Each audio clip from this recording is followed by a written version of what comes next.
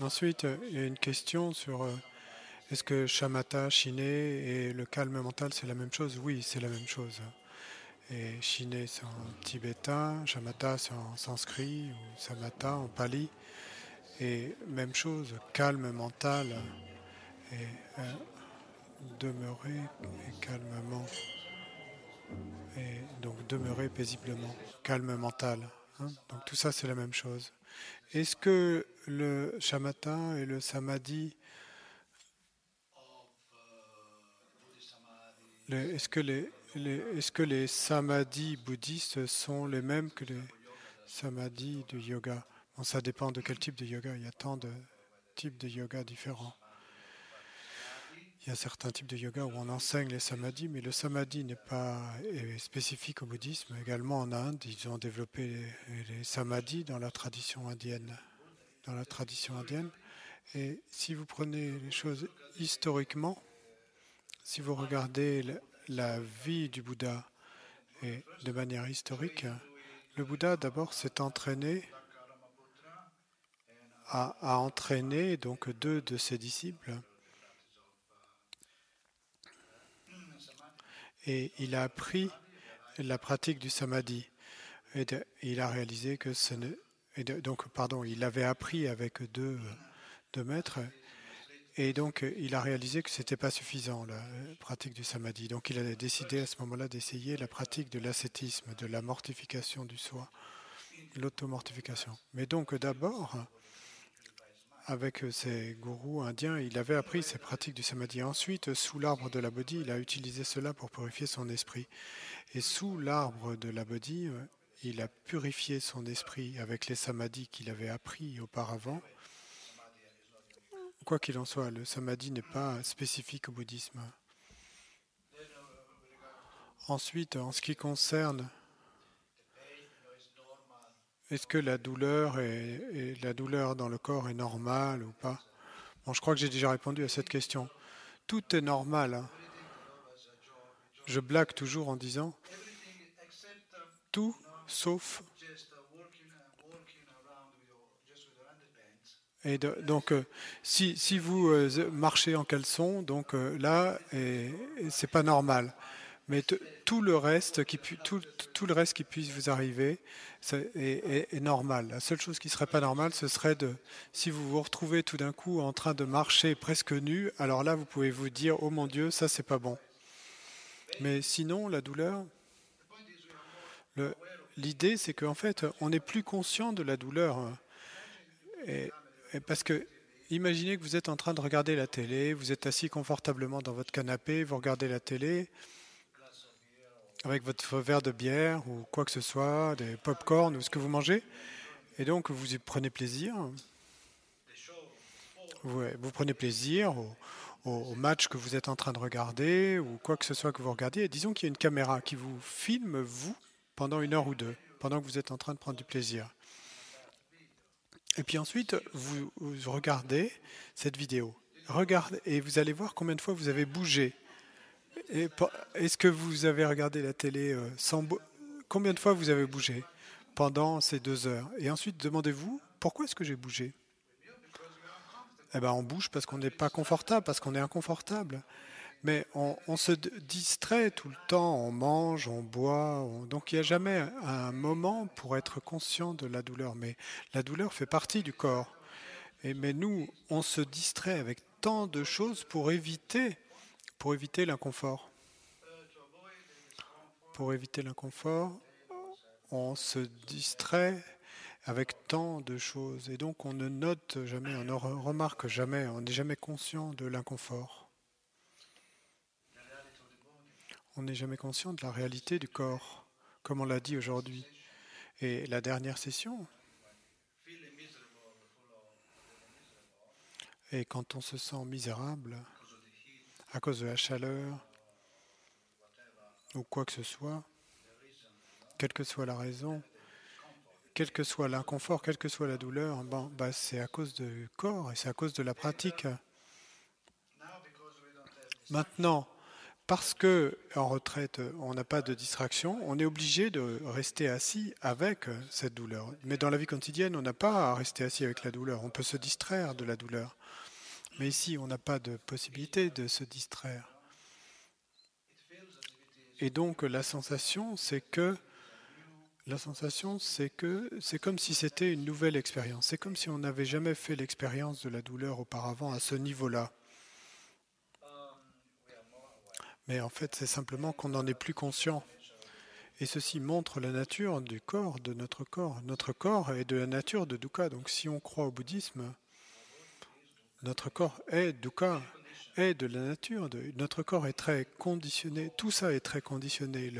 La chaleur, le froid, la nourriture, l'environnement. Il y a tant de choses qui affectent le corps.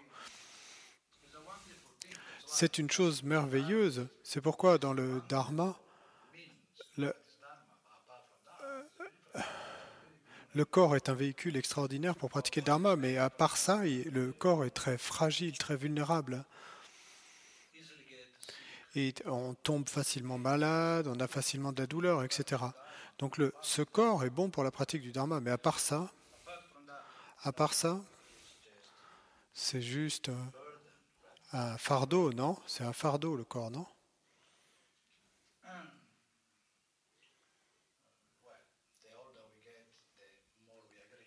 Et plus on vieillit, plus on est d'accord. C'est difficile d'être d'accord avec ça quand on est jeune. Mais plus on vieillit, plus on prend de l'âge et plus on est d'accord avec cette affirmation. Ce corps est un fardeau.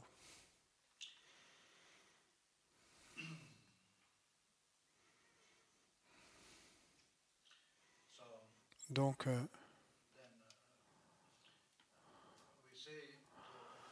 ensuite, quand on dit observer les choses simples, dans la retraite, pendant la retraite, il y a une chose simple qui est très importante à observer. Normalement, on apprend beaucoup de choses, particulièrement dans notre tradition tibétaine, on apprend à dessiner des mandalas et beaucoup de choses compliquées.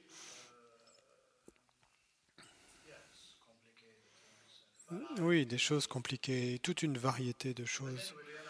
Mais après, on réalise pendant la retraite là qu'on ne sait, on n'est même pas capable de s'asseoir. On ne sait même pas comment s'asseoir. On est incapable de rester et être tranquille pendant ne serait-ce que quelques minutes. Donc, une petite chose, j'ai mentionné au début, est le fait de transporter des choses avec nous, des sacs à main, une bouteille, etc. C'est vraiment un signe. Et c'est un signe de quoi? C'est un signe d'insécurité. C'est comme un paquet de cigarettes. Bon, maintenant, c'est quoi le substitut? Ben, c'est le smartphone. Et vous passez d'une chose à l'autre sans jamais quitter votre smartphone. Et pourquoi? À cause de cette insécurité. Et j'ai pris le train des Blue Mountains jusqu'à Sydney. Et dans le train, et simplement dans le couloir, il y avait la police, hein, ben, pour la sécurité. Donc la sécurité, ils étaient deux avec des pistolets et tout. Et j'étais là, et les deux étaient sur leur téléphone portable.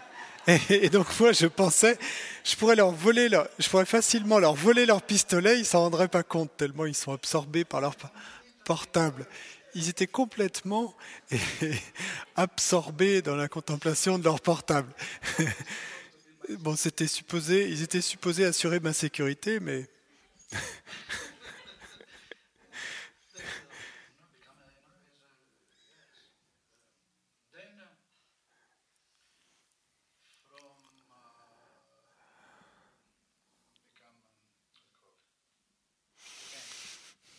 ensuite, on en devient très facilement dépendant. Et c'est pas qu'on veuille devenir dépendant. Personne ne veut devenir dépendant. Personne ne veut devenir accro. Et si tu demandes à quelqu'un, si vous demandez à des gens, est-ce que vous voulez devenir accro? Non, personne ne va vous dire oui, moi. Mais comment est-ce qu'on devient accro? Eh bien, simplement en le faisant. En le faisant, parce qu'on on croit tous que, bon, on est capable d'avoir un verre de plus et un verre de plus. Mais jusqu'à ce que ça soit trop tard. Et donc, sans même s'en rendre compte, on est déjà sous. Mais nous, on est persuadé qu'on peut supporter un verre de plus. Donc tout ce qu'on fait, tout ce qu'on croit, tout ce qu'on croit, on croit qu'on est capable de tout supporter, qu'on n'a pas vraiment de limite. Et donc, en fait, on peut devenir accro à n'importe quoi. Et c'est pour ça que l'addiction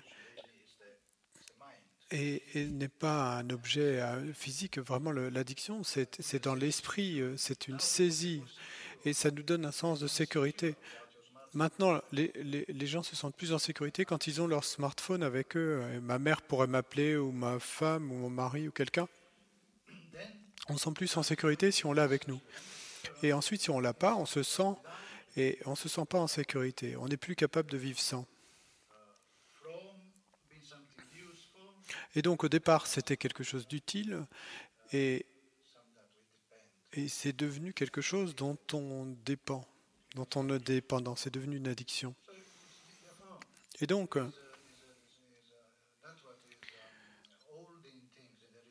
ce qui tient les choses pendant la retraite, non, pardon, tout ce qu'on emporte avec nous pendant la retraite, c'est un peu comme notre doudou, comme notre peluche.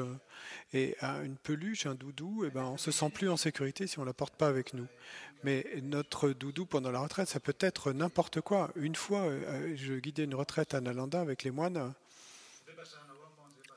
et une retraite vipassana d'un mois avec les moines. Et il y avait également quelques laïcs, quelques laïcs. Et chaque jour, il y avait ce jeune type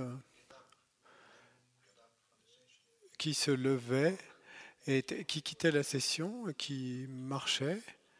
Et puis, il y a...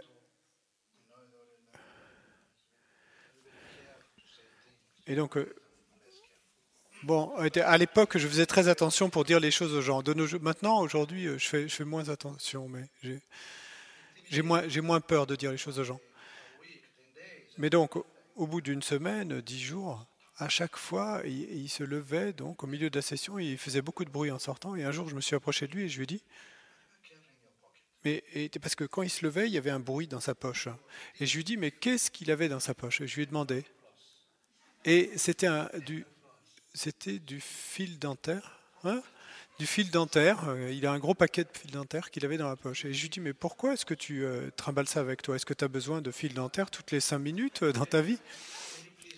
Et donc, quoi qu'il en soit, je lui ai dit, est-ce que tu peux, s'il te plaît, le laisser dans ta chambre?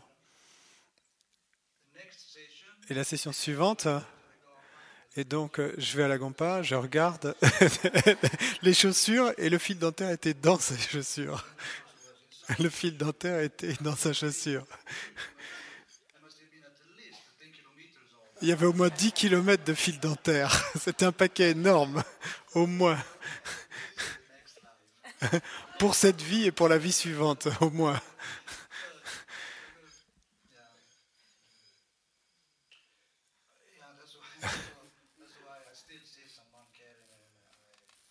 Et c'est pourquoi, donc, quand je vois des gens se trimballer toujours avec quelque chose avec eux, je leur dis ça, parce que ça a une signification. Et le fait de ne pas trimballer quelque chose avec nous, ça nous aide à lâcher prise. On commence avec des choses physiques. C'est pour ça qu'on discipline la parole et le corps. On ne commence pas tout de suite à discipliner l'esprit, mais on discipline la parole et le corps. Et ça aide l'esprit. Donc il y a des choses physiques dont on lâche prise d'abord. Et puis finalement, plus tard, on sera capable de lâcher prise au niveau du mental, de nos concepts, de nos obsessions, etc.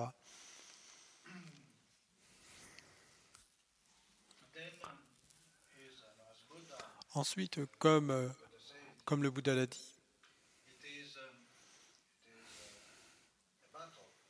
c'est une bataille, comme le Bouddha l'a dit, et conquérir conquérir 1000 hommes 1000 fois est beaucoup plus facile que de conquérir son propre esprit. Conquérir une armée de 1000 hommes 1000 fois est beaucoup plus facile que de conquérir son propre esprit. Et donc c'est une constante bataille, c'est une bataille constante qu'on engage avec les kléchas.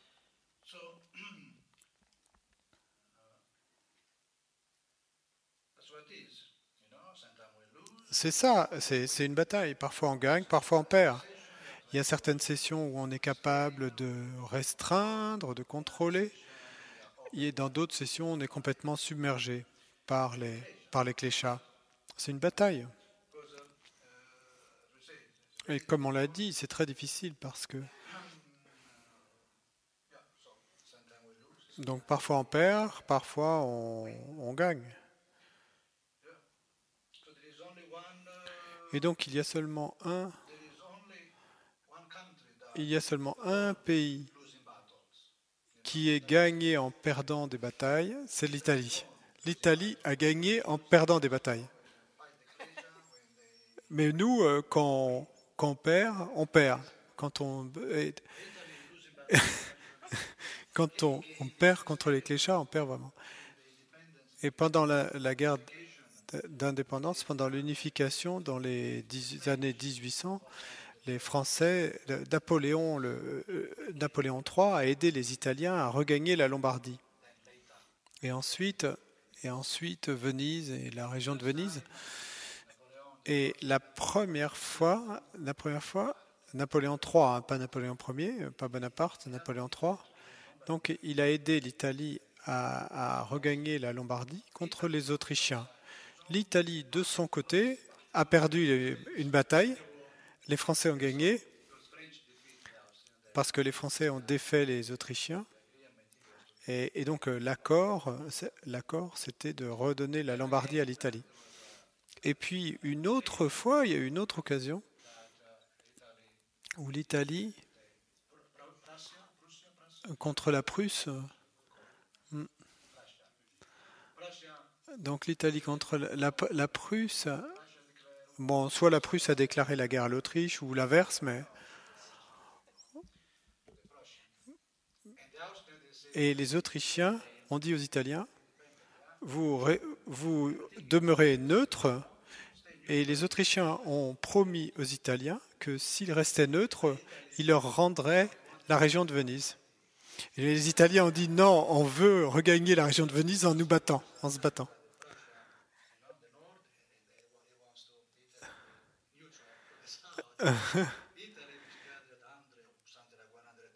Et donc l'Italie a rassemblé quelque chose comme 100 000 soldats, et parce que les Autrichiens avaient beaucoup moins de soldats, et donc les Italiens se sont dit, bon, on va gagner.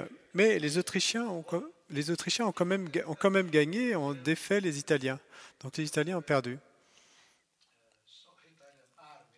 Et donc il y avait beaucoup plus de soldats italiens, mais bon, ils ont quand même perdu. Mais la Prusse de son côté, a gagné contre l'Autriche.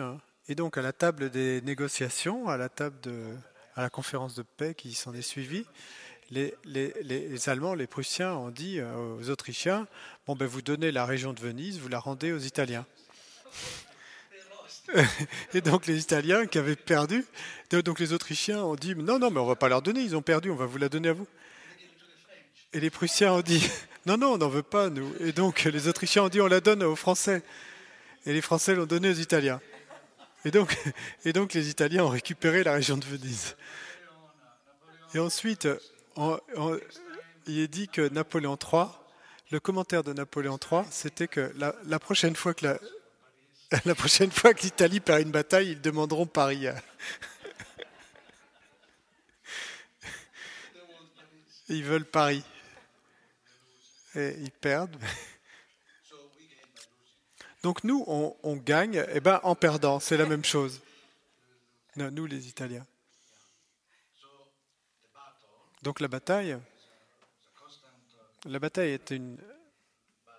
c'est une bataille constante. Et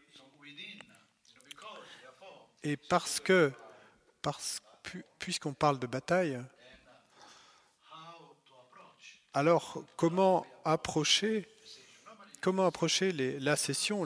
Normalement, bon, on s'assoit, on arrive, on s'assoit, on vient, on s'assoit, et on espère que rien va se passer. On fait une prière aux trois joyaux, et en espérant ne pas nous endormir pendant la session. Faites que j'ai pas de douleur particulière, s'il vous plaît, Bouddha. Je vous promets que si j'ai pas de douleur, je ferai une autre retraite. J'ai pas de douleur pendant cette session. Et donc on ne vient pas et attentivement avec une forte détermination d'être attentif, d'être et pleinement conscient. C'est ce que nous devrions faire pourtant, c'est nous préparer, être prêts. Mais à l'instant où les kléchas s'élèvent, immédiatement, et à ce moment-là, nous serions capables de les identifier. Immédiatement, nous serions capables d'être attentifs et de faire que soient arrêtés les kléchas, qu'ils meurent d'eux-mêmes. Et comme dans le bon exemple de Machiavel, et qui, le grand politicien, donc Machiavel, et j'ai toujours hésité à admirer Machiavel ou pas. Parce que Machiavel, s'il était...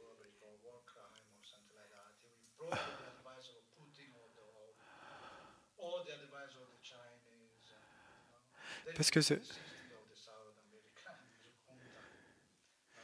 Parce que s'il était vivant de nos jours, Machiavel, certainement, il serait du côté, je crois qu'il a dit, des Chinois ou des Américains dans les années 60.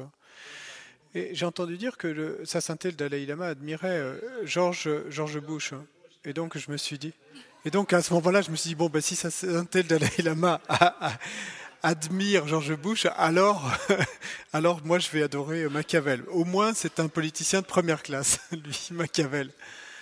Bon, bien sûr, Sa Sainteté doit avoir une raison. Hein. Si Sa Sainteté aime bien George W. Bush, il doit avoir une raison. Mais Machiavel a dit de- pour, pour arrêter, pour arrêter les soulèvements, donc le conseil de Machiavel, ce qui est merveilleux, c'est comment garder l'État, comment garder un pays et, en ordre. Et bien sûr, et bon, les façons de faire chez Machiavel sont sont plutôt, euh, plutôt sans. Mais bon, il prend en considération le long terme, et donc Machiavel a dit quelque chose qui est difficile à identifier, mais donc, et donc, et donc il y a des choses qui sont très difficiles à identifier, mais celles-là sont faciles à arrêter. Par contre, les choses qui sont faciles à identifier sont difficiles à arrêter. Donc, quand vous êtes attentif, si vous êtes attentif,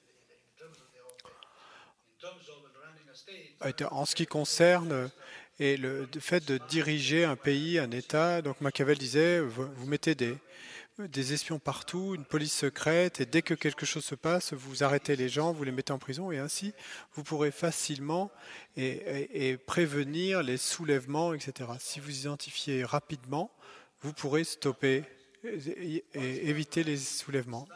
Une fois que le soulèvement a commencé, et donc là, c'est facile à identifier. Si le soulèvement a commencé, tout le monde est en train de manifester, donc vous avez déjà perdu votre pouvoir en quelque sorte. C'est facile à voir à ce moment-là, mais c'est difficile à arrêter. Donc on peut appliquer la même chose. Si nous sommes attentifs, et si nous sommes constamment attentifs, ce qui est difficile, hein, c'est difficile d'être constamment attentif, mais dans ce cas-là, c'est plus facile d'arrêter les distractions. C'est difficile à faire, mais alors ça va être plus facile d'arrêter les distractions. On deviendra ainsi moins émotionnel, moins distrait. Et dans le cas contraire, si nous sommes complètement pleins de distractions émotionnelles, nous pleurons, nous crions, et donc à ce moment-là, c'est facile à voir, c'est facile de se rendre compte de notre état. C'est facile de voir ce qui est en train de se passer, mais à ce moment-là, c'est difficile à stopper parce que c'est trop tard en fait. On est complètement dans l'émotionnel et on n'est plus capable de l'arrêter.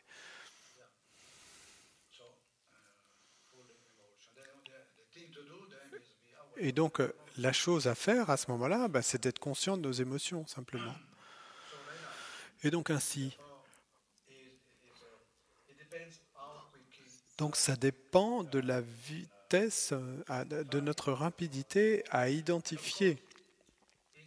Et bien sûr, en gardant, bon, c'est fatigant, il y a de la tension,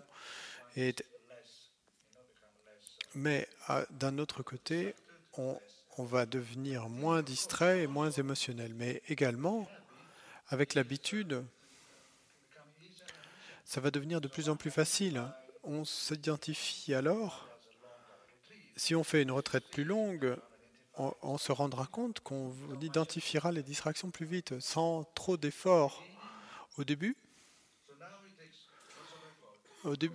Aujourd'hui, maintenant, ça prend beaucoup d'efforts parce qu'on est des débutants. Donc, ça prend beaucoup d'efforts. Et donc, quand on arrive pour une session, quand on vient à une session, et donc à l'esprit, on doit se dire, dans l'esprit, on doit se dire, je vais être attentif. Si j'ai de la léthargie, ben je serai conscient de la léthargie. Quoi que ce soit qui s'élève, donc on essaye ainsi d'approcher l'assise, pas avec un esprit obsessionnel, mais avec un esprit déterminé.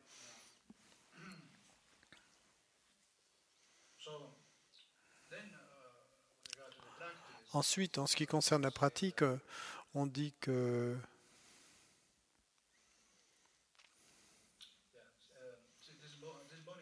ce matin,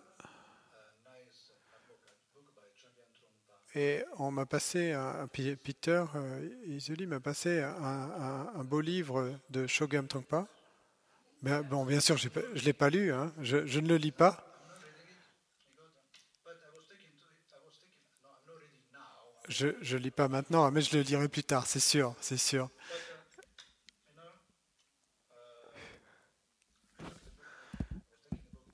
Mais donc, j'ai emporté le livre dans ma chambre et puis j'ai pensé, je vais faire un peu comme avec les voyantes, et je vais ouvrir une page au hasard. Et le premier verset que je verrai, qui serait devant mes yeux, et le premier verset était, enfin la première phrase,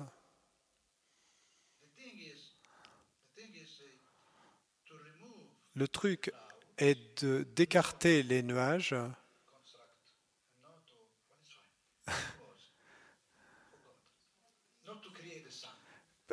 Le truc, c'est d'écarter les nuages, pas de créer le soleil. Vous pourriez le dire à l'inverse. Hein. Le truc n'est pas de créer le soleil, mais d'écarter les nuages. J'ai simplement lu cette phrase. Oh, et c'est exactement ce qu'on fait, non? Ce qu'on dit. Quand je dis, vous devez trouver. Nous trouvons le soleil. C'est pas qu'on crée le soleil. C'est merveilleux, non? C'est vrai. Nous ne créons pas le soleil. Le soleil est trouvé quand les nuages s'évaporent. Et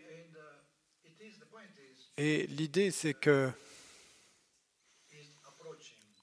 d'approcher. Dans la pratique de la vision profonde, c'est l'approche, la façon dont on approche la pratique qui est importante. Et c'est ça qui va faire la différence. La façon dont on approche la pratique. Par exemple, il y a un autre bon exemple. Michel-Ange.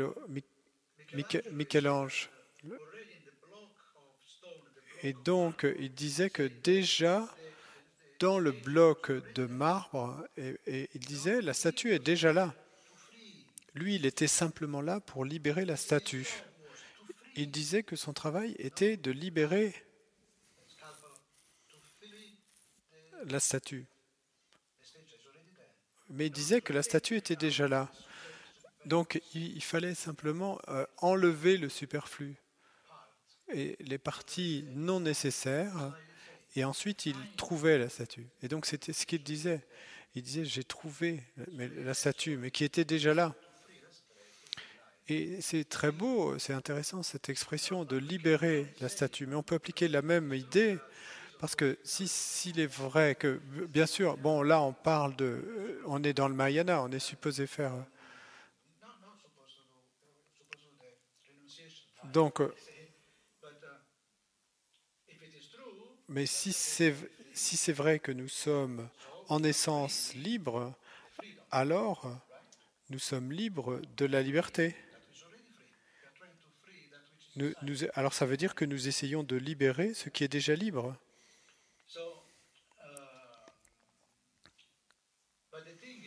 Mais le truc, c'est que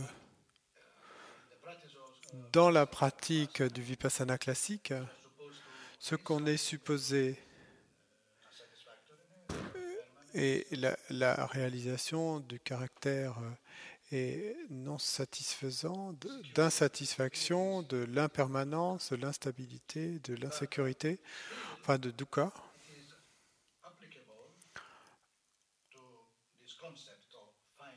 Mais même par rapport à ce concept de dukkha, on peut appliquer cette idée de trouver, parce que ce qu'on essaye de faire dans la pratique, c'est d'écarter les nuages. Et c'est quoi les nuages? Eh bien, les nuages, c'est le fait qu'on s'implique.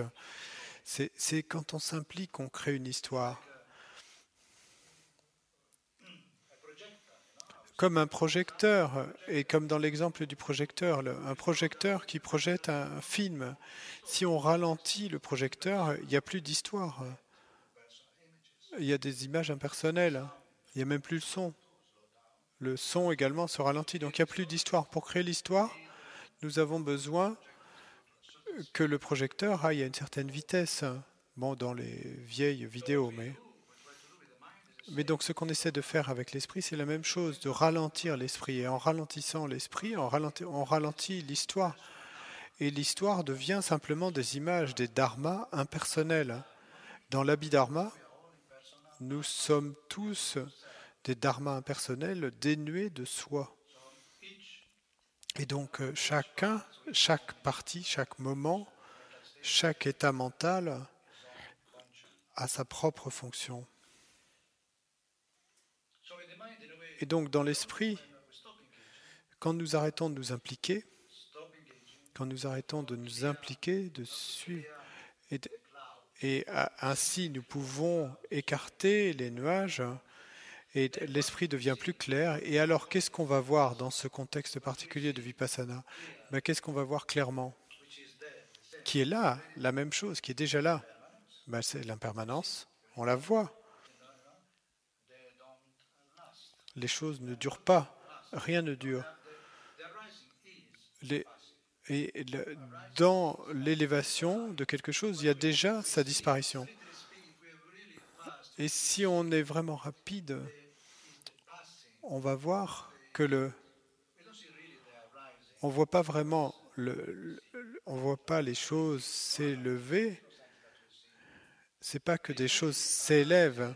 Il n'y a pas vraiment d'élévation parce que attention. La pleine conscience, ça veut dire la mémoire de quelque chose qui s'est déjà passé. Donc, la pleine conscience, l'attention, cette mémoire à court terme, sati, est la mémoire de ce qui vient d'arriver. C'est la seule façon de connaître les choses. Il n'y a pas d'autre façon de connaître les choses. C'est comme ça, ainsi qu'on connaît les choses. Il faut que les choses se soient déjà déroulées pour qu'on les connaisse, pour qu'on puisse dire ceci est ceci, ceci est cela. Ceci est une pensée, ceci est une sensation. Il faut que la pensée ou la sensation se soit déjà déroulée. Et ensuite, l'attention s'en souvient. Et donc, l'élévation de quelque chose, c'est pas qu'on voit l'élévation, c'est qu'on constate que quelque chose s'est déjà élevé. Et c'est pour ça qu'on peut dire que en fait l'élévation, c'est déjà la disparition, c'est déjà la... Et plus l'esprit est clair, moins on s'implique, moins on s'engage dans les histoires, moins on s'implique dans des histoires, moins on nourrit nos histoires, ou dans les lamentations, ou les plaintes, ou dans la félicité. Et donc tout ça est du point de vue pour connaître les distractions. Donc alors quand l'esprit est clair, également, on peut voir clairement et que l'esprit, un moment est heureux, un moment malheureux, un moment plein d'enthousiasme et l'instant suivant complètement découragé, avec une rapidité incroyable. Quand l'esprit est clair, eh bien, il nous révèle tout cela plus clairement, pas de manière conceptuellement, quand on va vers le passé, qu'on pense hier, ah oui, hier j'étais déprimé, ceci, cela. Mais là, on voit ça directement au moment où ça arrive, et alors que c'est en train d'arriver. Donc ça, c'est intéressant. Un instant, on est un moment, on est si inspiré qu'on voudrait continuer la retraite pour les 6 prochains mois. Et ensuite, 2 minutes plus tard, on pense, je vais aller parler à Vénérable Antonio, je ne supporte plus. Très rapidement. Et combien de fois vous faites l'expérience de ça? Rester, partir, rester, partir, rester, partir.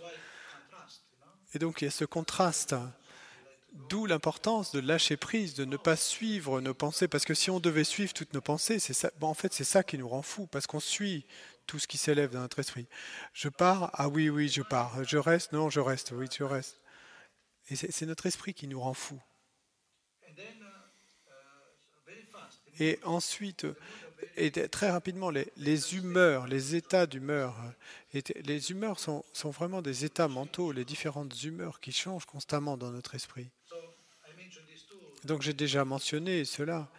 C'est deux choses qui sont très fortes en retraite, la foi et le doute, l'intérêt et le désintérêt, le non-intérêt, le découragement et l'enthousiasme.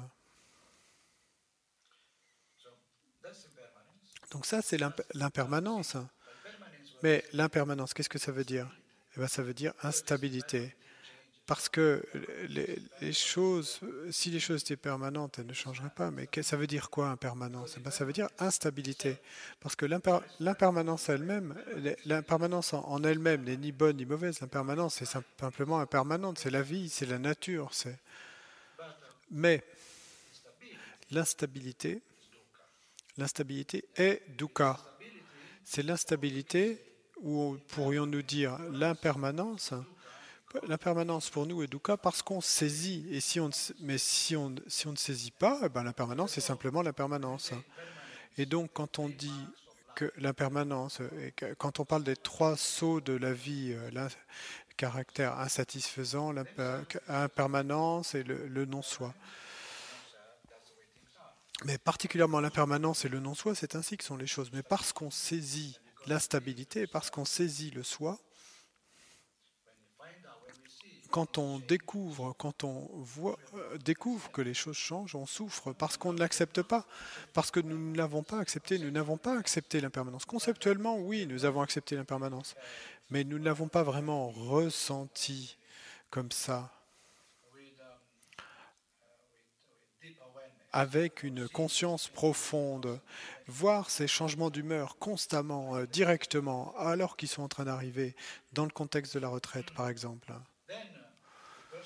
Ensuite, la personne commence à se demander, mais est-ce que j'ai vraiment envie de ça? Cette vie est misérable, c'est une vie misérable. Et est-ce que j'ai vraiment envie de ça? Et donc là, ça va devenir la cause de vouloir chercher la libération. Et puis, voir que cette impermanence est due au conditionnement, que tout est conditionné par d'autres choses. La retraite,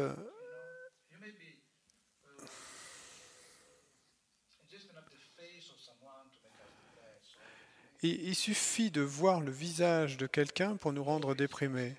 Ou un bruit à côté de nous et ça va changer notre humeur. Tout ça, c'est des conditionnements. On est très conditionnés. Nos humeurs sont très conditionnées. Le bonheur, le malheur ne changent pas d'eux-mêmes. Elles changent quand des choses arrivent autour. Et donc c'est conditionné tout ça. Ça dépend d'autres choses.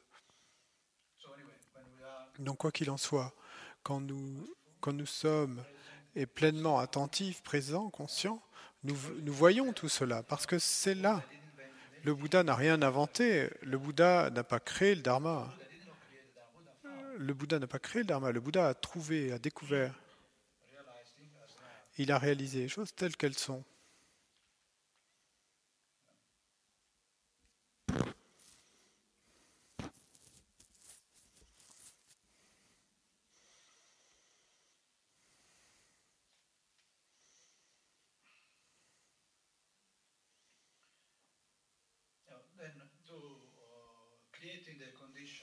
Ensuite, créer les conditions.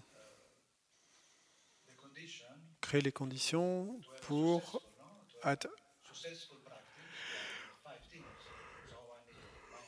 avoir une pratique et du succès. Donc il y a besoin de 5 choses. Et attention, la foi, l'effort, la concentration et ensuite la connaissance. Donc, ce sont les facteurs contrôlants, ce qu'on appelle les facteurs contrôlants. Ces facteurs contrôlants doivent être équilibrés et équilibrés entre eux. Donc, la foi, si la foi est trop forte, et si la foi est trop forte, donc bon, c'est juste si on croit tout ce que les gens nous disent.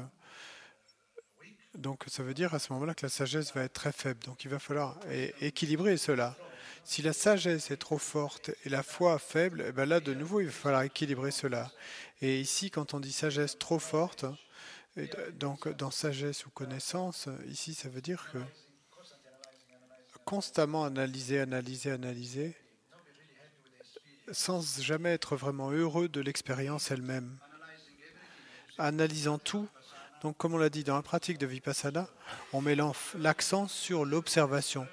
Observez tout ce qu'on a appris conceptuellement, vous le prenez et vous le mettez dans votre chambre, vous l'enfermez à clé et vous le laissez là-bas. Parce que sur quoi on met l'accent dans la pratique de Vipassana, c'est sur l'observation, l'observation, l'observation.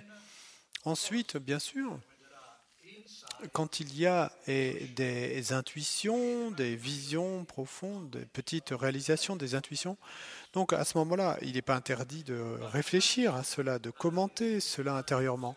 Mais trop d'analyse conceptuelle, s'il y en a trop, ça doit être équilibré. Il ne faut pas qu'il y en ait trop. Ensuite, l'effort, l'enthousiasme doit également être équilibré. Parce que s'il y a trop d'efforts, et très peu de concentration, une concentration très faible, et ça va amener à la distraction, à l'agitation.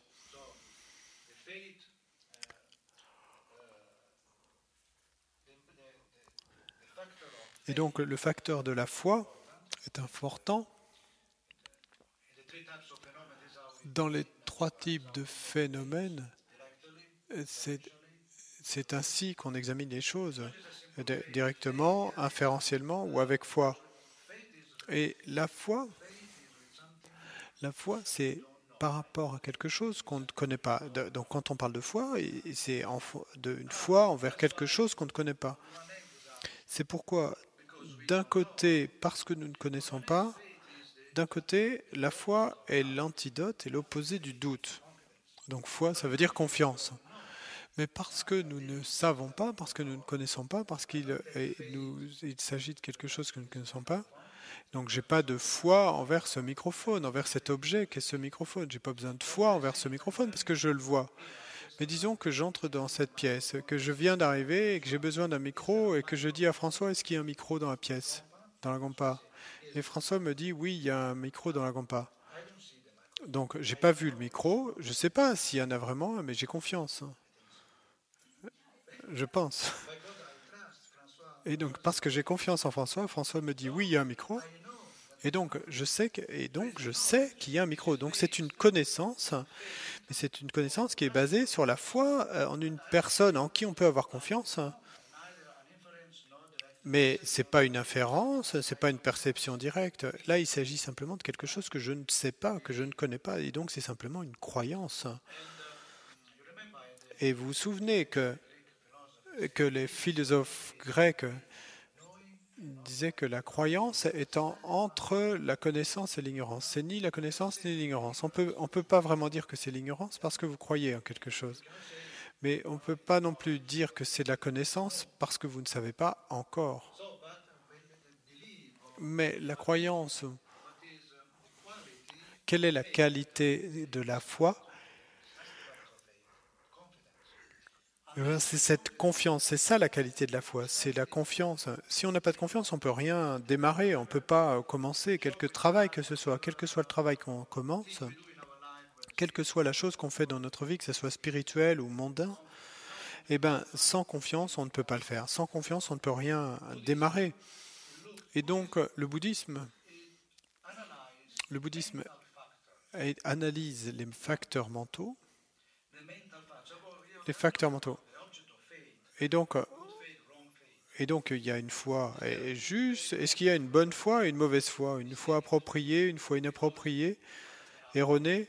Et, ben oui, parce qu'il y a des objets Il y a des objets qui sont erronés par rapport à la foi. Placer sa foi sur un objet erroné, donc c'est l'objet qui est erroné. C'est l'objet qui est erroné. Mais dans le bouddhisme, il s'agit de la foi elle-même. Que ce soit la foi en Dieu, ou foi en Jésus, ou foi en Bouddha, ou foi en les trois joyaux, ou foi en Allah. La foi, c'est simplement cette confiance. Et donc ensuite,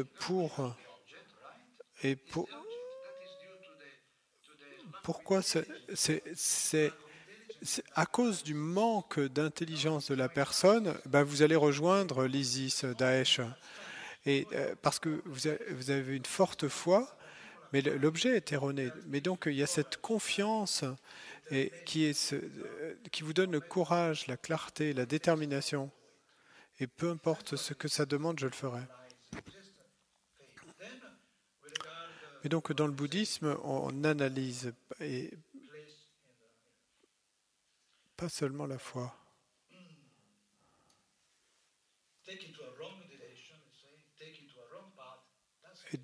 Et donc le fait de prendre un mauvais chemin, de prendre une mauvaise direction, c'est autre chose. Là, c'est votre incapacité de discriminer entre différents facteurs. Mais donc, ici, on parle de la foi elle-même.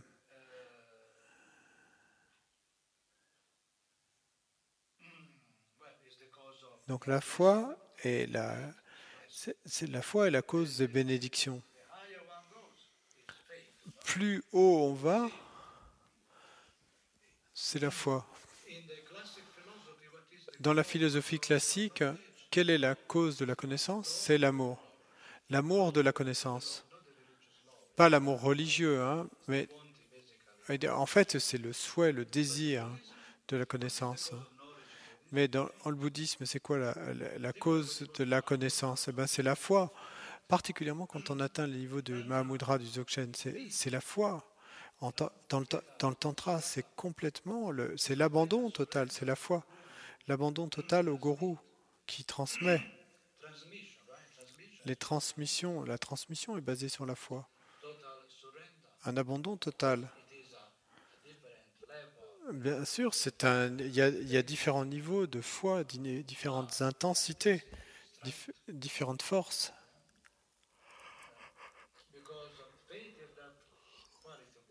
Parce que la foi a cette qualité de clarté, pas au sens visuel, hein, mais au sens de confiance. Quand Tilopa dit à Naropa, tu sautes de cette falaise, et que Naropa saute,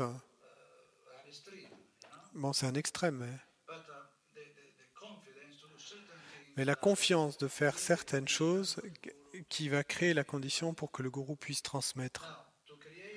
Maintenant, pour créer ces conditions, vous avez besoin de foi, de courage, et qui va se manifester de beaucoup de manières différentes.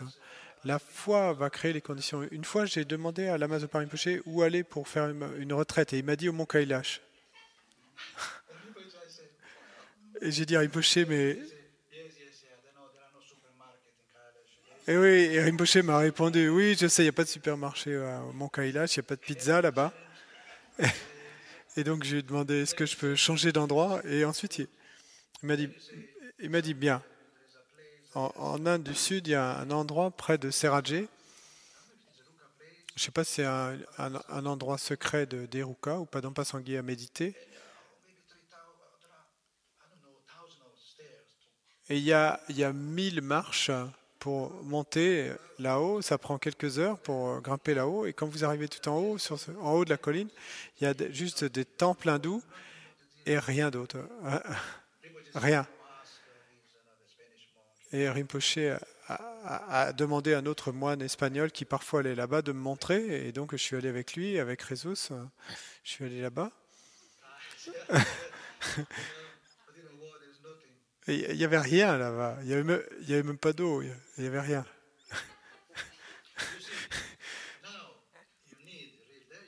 Et donc là, vous voyez, là, vous avez vraiment besoin de la confiance que le gourou va s'occuper de vous. Hein. Bon, j'ai rien dit, hein, mais j'ai pensé ça va être difficile.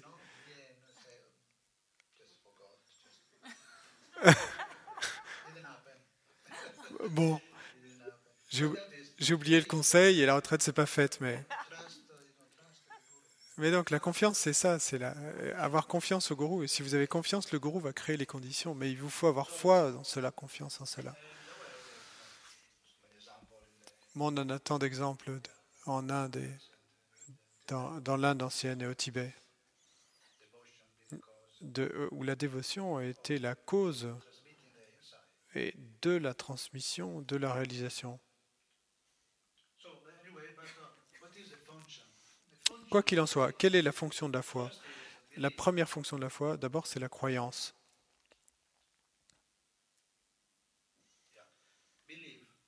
Croyance, croyance, ça veut dire la foi.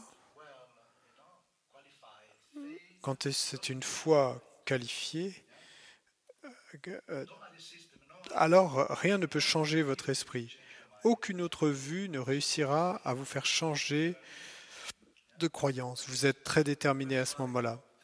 Donc ça, c'est la première qualité de la foi.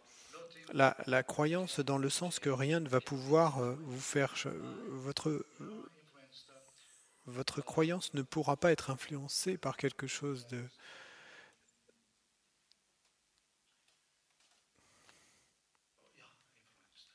Rien, rien ne pourra influencer votre croyance. Donc ça, c'est la première qualité de la foi. Ensuite, est la foi admirante. Admirante, c'est la joie. La foi est également caractérisée par la joie. Quand on pense à l'objet de la foi, comme dans le bouddhisme, les trois joyaux, le gourou, dans la chrétienté, Jésus, la Vierge Marie ou Krishna, ou pour les hindous, si vous êtes hindou. Et donc, cette foi amène la joie et vous vous réjouissez quand vous pensez à l'objet. Et ensuite, la foi, donc la troisième qualité, et c'est ce souhait d'y arriver, d'atteindre cet état. Vous commencez à penser que cet état est atteignable. La chose dans laquelle nous plaçons notre foi, ou la pratique envers laquelle nous générons de la foi, et donc devient quelque chose que nous avons soif d'atteindre, que nous voulons atteindre. Donc ceci amène à aspirer, il y a l'aspiration qui va en découler. C'est pour ça que la foi est la cause de l'émergence de l'aspiration. Et l'aspiration est elle-même la cause de l'effort.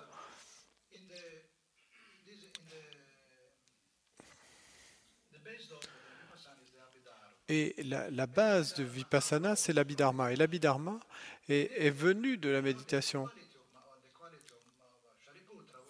La qualité de Shariputra, c'était que quand il méditait, il sortait de méditation et il pouvait tout dire clairement. Les qualités de chaque vertu a une qualité particulière et c'était pas fabriqué. Non, c'était simplement la foi. Et donc la différence, c'est que dans la pratique de Vipassana, comme je l'ai mentionné d'autres fois, la différence entre les méditations de l'Amrim et ce type de méditation, dans les méditations du Lamrim, on crée. Dans le Lamrim, on construit, on génère. Et par contre, dans la pratique de Vipassana, de la vision profonde, on goûte. On goûte. C'est une expérience. Donc il ne s'agit pas de générer de la foi, mais c'est quoi la foi? Dans le Lamrim, on dit générer, donc générer l'effort, générer des choses. Mais ici, il ne s'agit pas de générer quoi que ce soit, parce que comme on l'a vu, on crée des conditions dans la retraite. Il n'y a pas besoin de générer quoi que ce soit, parce que et pendant l'assise, les choses vont se passer. Et donc la foi peut s'élever à ce moment-là. Et à ce moment-là, ce qu'on est supposé faire, c'est se demander, mais quelles sont ces caractéristiques?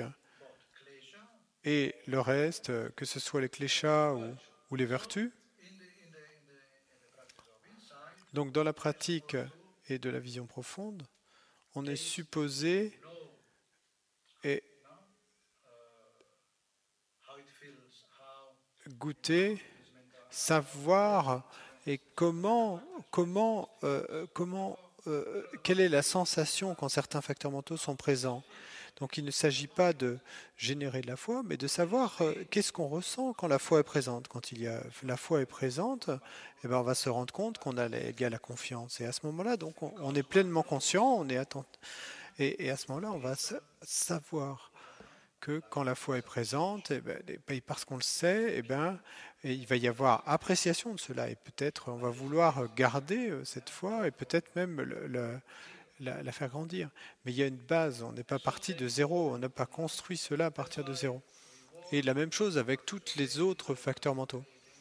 Et donc quand on marche, on ne crée rien, quoi que ce soit est l'objet, que ce soit une vertu ou une non-vertu, agréable ou désagréable, sensation, comme on l'a dit de nombreuses fois, ça c'est la nature.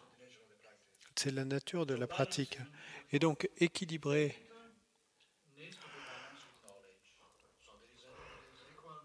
Donc la foi doit être équilibrée par la connaissance. Il faut qu'il y ait autant de connaissances que de foi.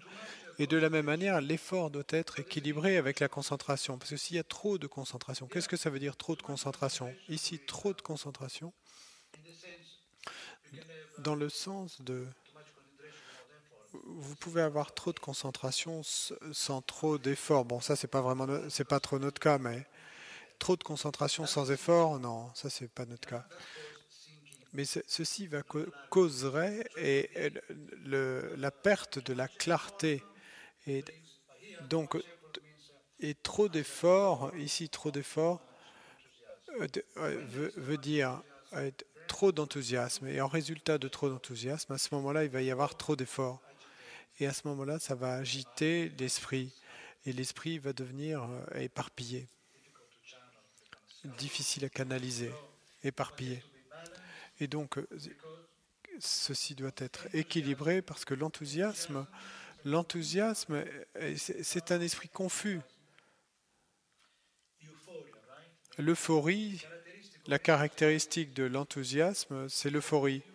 C'est un esprit confus, c'est pas un esprit clair et qui doit être rafraîchi entre guillemets et en fait rafraîchi avec l'attention.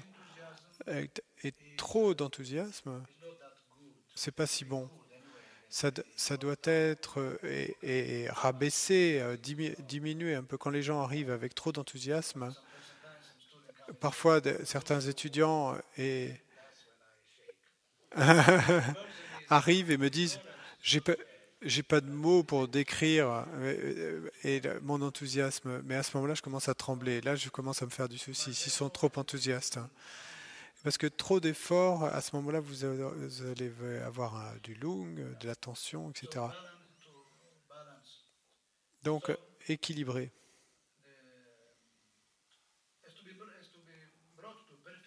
Et ces facteurs doivent être amenés à la perfection. Ensuite, quelle est la différence entre l'attention et la concentration? L'attention n'est pas la concentration. L'attention, d'abord, c'est de noter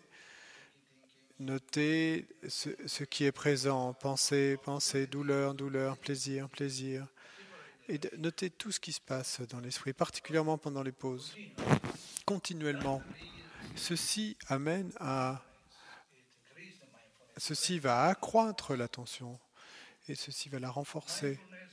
Et l'attention, la pleine conscience,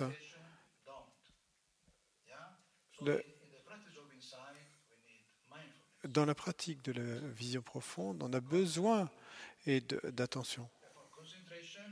Et la concentration va permettre de tenir l'objet, mais l'attention, c'est comment on tient cet objet. Dans la concentration, l'objet est tenu fermement, sans bouger. L'attention tient également l'objet, c'est une des caractéristiques de l'attention. Mais ici, ce qui est important, c'est comment.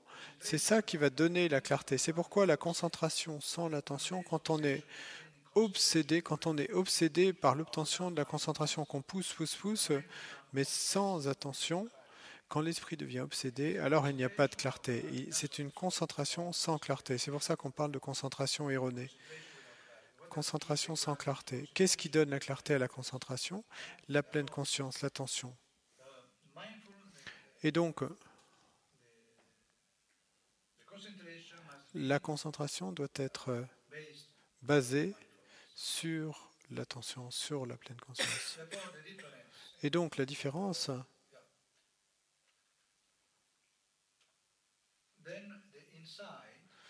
ensuite, la, la, la vision profonde, donc vision pénétrante.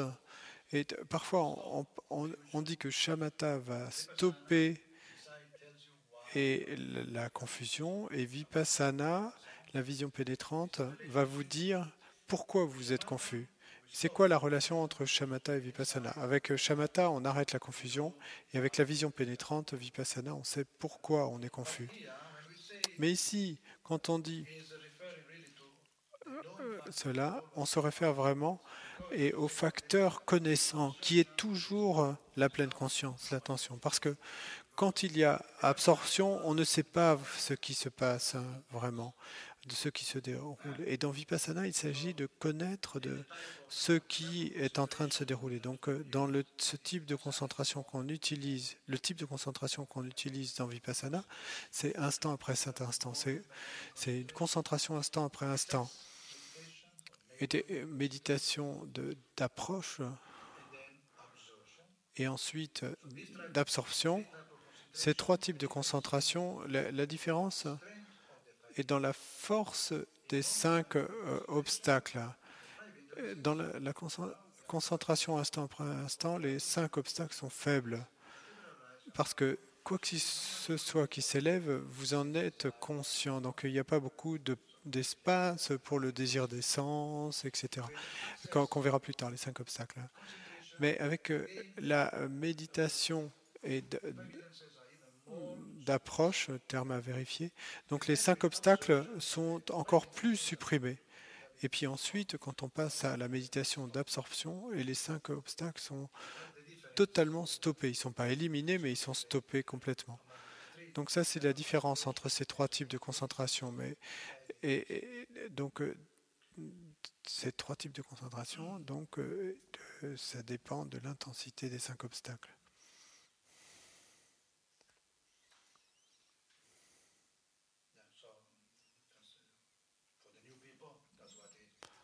Donc pour les nouveaux, et donc shamatha est bon parce que shamatha donne de la joie, ça rend le corps et l'esprit légers, ça inspire. Mais en même temps, il faut faire attention parce qu'il y a une félicité intérieure, mais ce qui veut dire du plaisir, et parce qu'on est attaché au plaisir, si on met trop l'accent sur shamatha, alors il y a le risque qu'on ne soit pas intéressé du tout dans la libération.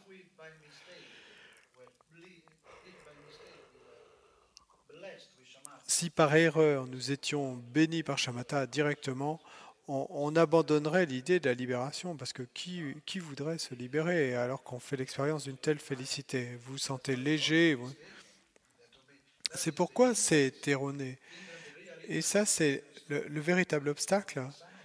Et c'est l'obstacle à Vipassana. C'est quand on commence à générer du calme mental, donc il y a de la félicité, que vous vous sentez léger, le corps et l'esprit, eh ben, l'esprit pourrait facilement penser à ce moment-là, ça y est, j'ai pas besoin de plus que ça. Je suis libre des kleshas grossiers, je suis plein de félicité, le corps et l'esprit léger et clair. Et on pourrait penser à ce moment-là que c'est suffisant, largement suffisant. C'est pourquoi les trois joyaux d'habitude ne nous bénissent pas avec shamatha, hein? Ne nous donnent pas cette bénédiction.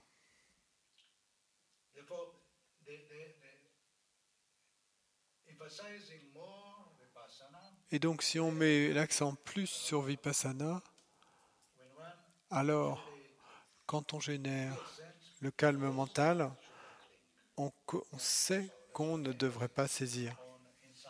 C'est pourquoi il y a cet accent sur la vision pénétrante. Et parce que alors on sait qu'on ne devrait pas saisir shamatha. Mais bon, de toute façon, c'est pas trop notre cas en ce qui concerne shamatha.